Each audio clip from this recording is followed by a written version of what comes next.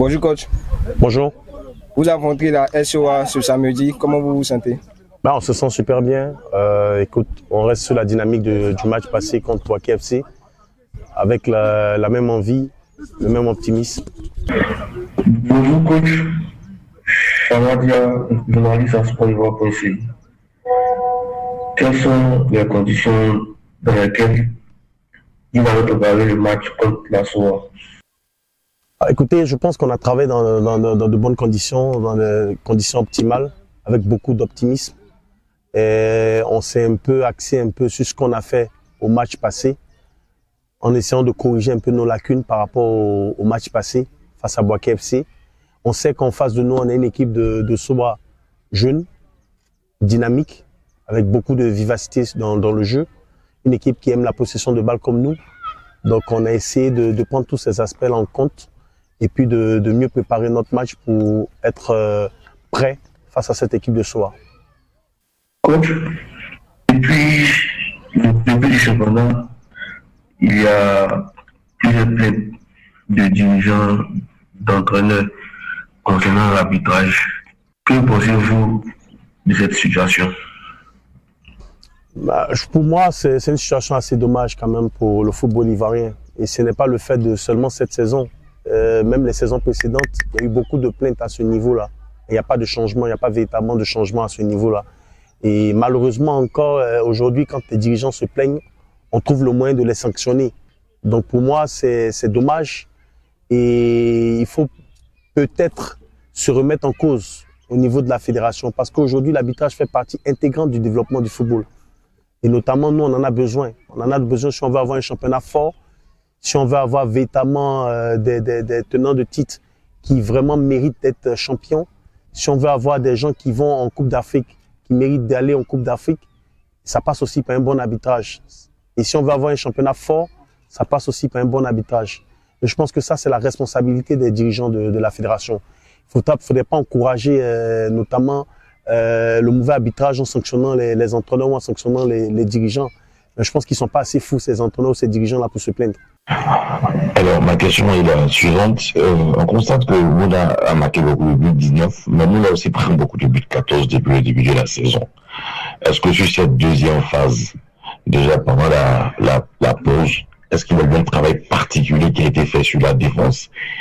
Et est-ce que sur cette deuxième phase, cela constituerait, je dirais, une sorte d'épine dans le pied de l'équipe de Mouna qui visiblement, avec les résultats, vise une place africaine? Oui, on a conscience de ces statistiques-là et on a pris conscience aussi du fait qu'il faille améliorer cette stat. C'est vrai qu'on est une équipe offensive, donc notamment quand vous avez cette philosophie de jeu basée sur l'offensive, c'est clair que sur les phases de transition défensive, il y a certaines lacunes. Et on a passé notre deuxième partie de préparation à axer notre travail sur le comportement du bloc équipe, notamment sur les transitions défensives, pour essayer de s'améliorer. Le premier match contre Bouaké, on a eu satisfaction à ce niveau-là. On n'a pas encaissé de but, mais on espère continuer sur cette même lancée. C'est clair que les matchs ne se ressemblent pas, mais on essaie au maximum à chaque séance de revenir dessus, sur cet aspect-là, notamment sur les transitions off-def, pour notamment essayer d'être mieux dans ces conditions défensives. C'est particulièrement tout le bloc équipe qui est concerné. C'est pas seulement le fait de la défense, des 4 défenseurs ou du milieu défensif, c'est tout le bloc qui est concerné, tant sur la réaction à la perte de balle, tant sur les courses, sur les transitions, afin de reformer rapidement notre bloc et puis notamment empêcher l'adversaire de progresser. Bonjour coach, j'espère que vous allez bien. Votre club est sur une belle phase, elle continue de gagner et vous avez battu la SOA en match aller. Comment est-ce que vous comptez préparer le match retour, surtout que vous avez joué l'adversaire, vous l'avez gagné et que ce dernier n'aligne pas de bons résultats? Je pense que, comme je l'ai dit précédemment, chaque match sa réalité. Nous, on reste toujours optimistes, on reste basé sur nos forces, en prenant conscience aussi de nos faiblesses. Et on va aborder ce match avec beaucoup de concentration parce que, comme je l'ai dit, même au match aller, la SOA, c'est vrai qu'on les a battus 2-1. La SOA est une bonne équipe. La SOA est une bonne équipe. La SOA est une équipe joueuse, un peu basée aussi, sa philosophie un peu basée aussi sur la possession de balle. Donc, ce sera à nous de les empêcher d'avoir cette possession de balle et d'être aussi très efficaces, nous aussi, quand on va avoir des transitions rapides.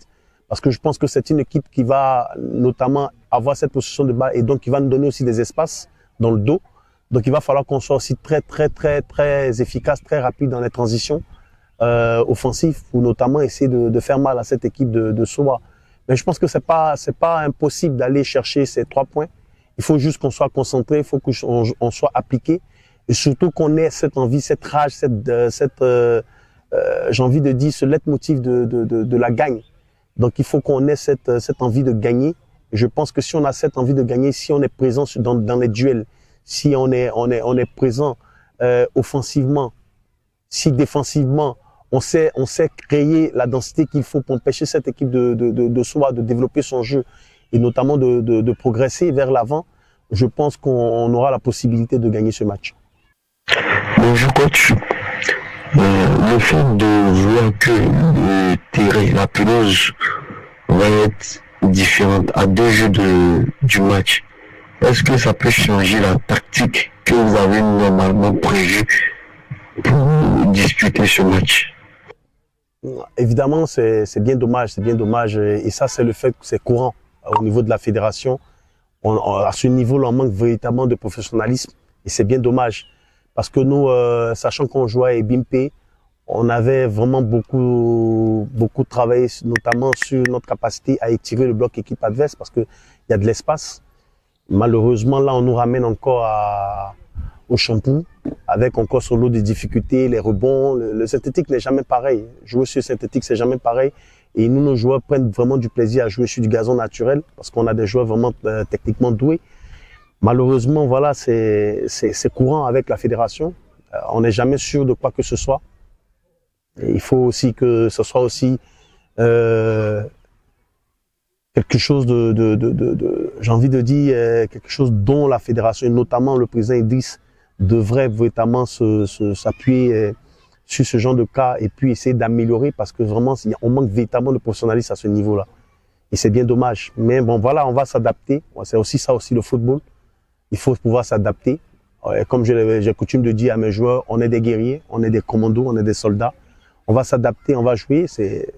On a déjà joué plusieurs fois au shampoo, donc il y a rien il y a pas de découverte.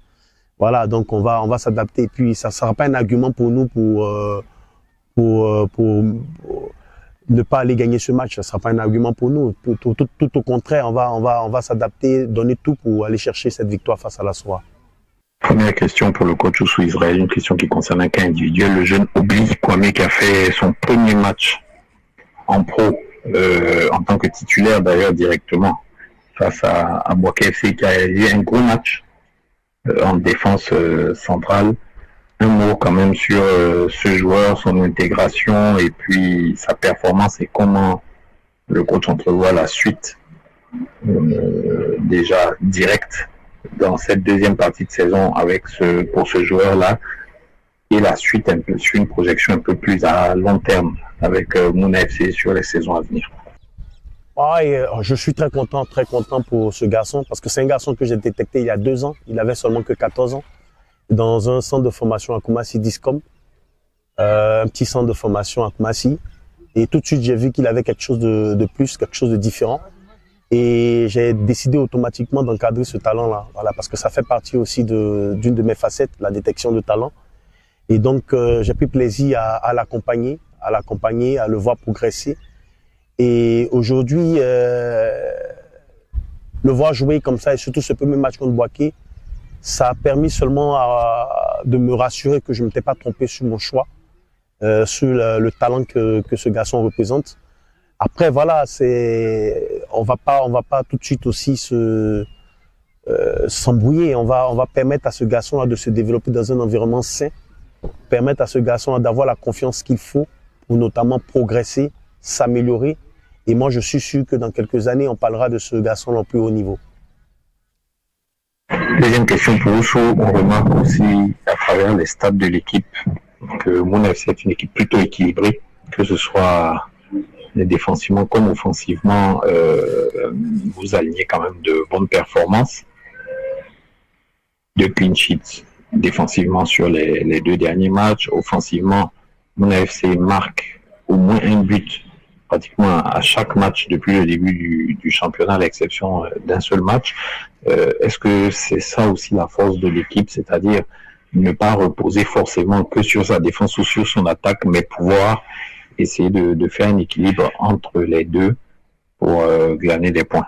Ah oui, c'est l'objectif. L'objectif pour nous, c'est d'être efficace tant défensivement qu'offensivement. Et on le dit souvent à l'entraînement, il faut qu'on soit tant efficace sur ces 2 aspects-là. Donc, c'est le rôle de tout un chacun. On doit être capable, avec notre bloc équipe, de soutenir l'attaque pour créer le surnombre et autres pour être plus efficace offensivement. Et sur les transitions défensives, on doit être capable aussi de faire ce qu'il faut pour le repli défensif pour qu'on soit très efficace et ne pas encaisser de buts. Et il faut le dire que sur la première partie du championnat, on a très peu encaissé de plus d'un but. Et on a tout le temps marqué des buts, comme vous l'avez dit, à l'exception d'un match. Et sur cette deuxième partie du championnat, on essaie encore de faire pareil. On essaie de repartir sur ce même standard-là, mais bien sûr en essayant de limiter au maximum le nombre de buts encaissés pour être plus efficace et plus être capable d'avoir rapidement notre métier. Bonjour coach, je suis Roméo Koulibaly, journaliste de sport, consultant sportif RTI et animateur de l'émission Le Sport sur Fréquence 2. Coach, vous avez un très très bon ratio, votre bastion défensif est véritablement, on va dire, le maillon fort de votre équipe. Et quand on sait qu'avec une bonne défense, généralement on finit très très haut dans le championnat, vous êtes actuellement juste derrière les places africaines. Est-ce que désormais l'on peut considérer Mouna comme potentiel candidat à une place africaine? Oui, on ne cache pas qu'on a bien envie d'aller le plus haut possible. Mais déjà, comme je l'ai dit à mes joueurs, il ne faut pas se perdre. Il faut d'abord assurer le maintien. Et pour moi, aujourd'hui, assurer le maintien, c'est rapidement avoir 40 points. Donc, il faut d'abord assurer ce maintien-là. Et puis après, je le dis clairement, nous, on ira chercher une place africaine. Voilà, si on a la possibilité, on ira chercher une place africaine. Mais il ne faut pas qu'on se perde. Il faut avoir le sang-froid. Il faut rester zen. Aller sur le premier objectif d'abord, qui est d'engranger le maximum de points pour avoir le maintien. Et après, bien sûr, une fois que le maintien sera acquis, on ira chercher cette place africaine. Ma deuxième question est à peu près dans la même veine. Vous avez une défense solide, des clean sheets qui se suivent et vous allez affronter une équipe de la SOA qui est quand même un tout petit peu malade quand on regarde les derniers résultats enregistrés et la position au classement. Ne pensez-vous pas que vos joueurs peuvent tomber dans la suffisance et se faire surprendre par une équipe de la société Omnisport de l'armée qui viendra forcément pour essayer de casser sa mauvaise dynamique qui se poursuit depuis un certain moment? Oui, bien sûr, c'est le fort des jeunes joueurs ivoiriens. Ils ont tendance à tomber très vite dans la facilité, à tomber très vite dans ce que moi j'appelle le petit mental. Mais rassurez-vous, je laisse aucun choix à mes joueurs de tomber dans une certaine largesse, d'une certaine faiblesse, parce que pour moi c'est une faiblesse mentale de sous-estimer un adversaire ou de penser que tout est acquis. Jamais. Le football ivoirien a ses réalités, chaque match a ses difficultés.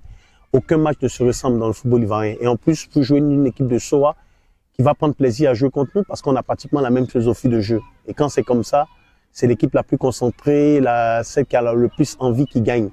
Donc voilà, je ne laisse aucun choix. Il faut que si les joueurs de la SOA sont à 100%, il faut que nous on soit capable d'être à 200%.